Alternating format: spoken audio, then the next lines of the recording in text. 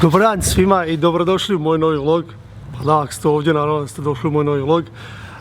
Danas opet putujemo, pa onak, ovaj vlog je postao više putopisan nego lifestyle. Ali da, onak. Danas idemo u Novi Sad, idemo na najveće regionalno natjecanje plesno sa plesnim studijom Shine. Nije da ja idem s njima zato što oni mene vole, nego zato što treba neko voziti kombi.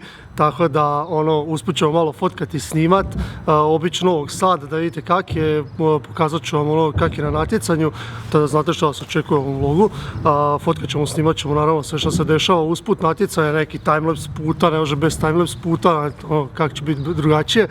Tako da, ništa, timelapse puta i vidimo se u Novom Sadu.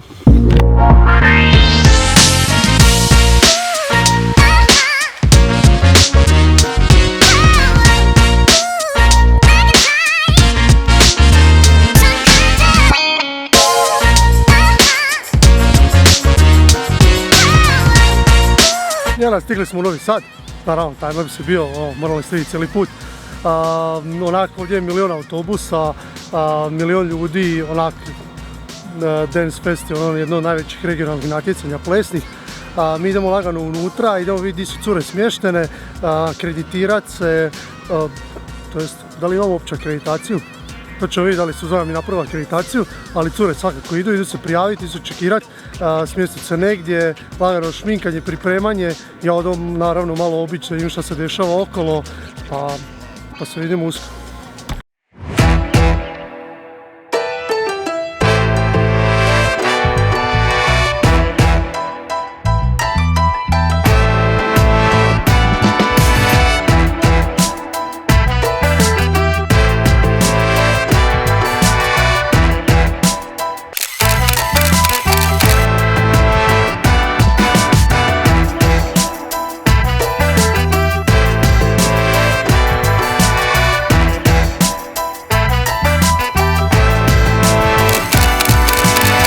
Cure su otplesale svoje koreografije, kakve su bile i koliko su one same zadovoljne, to ćemo vidjeti uskoro.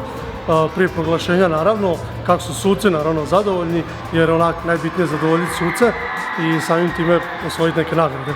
Pa idemo čekati proglašenje i da vidimo kakve su cure dobile ocjene.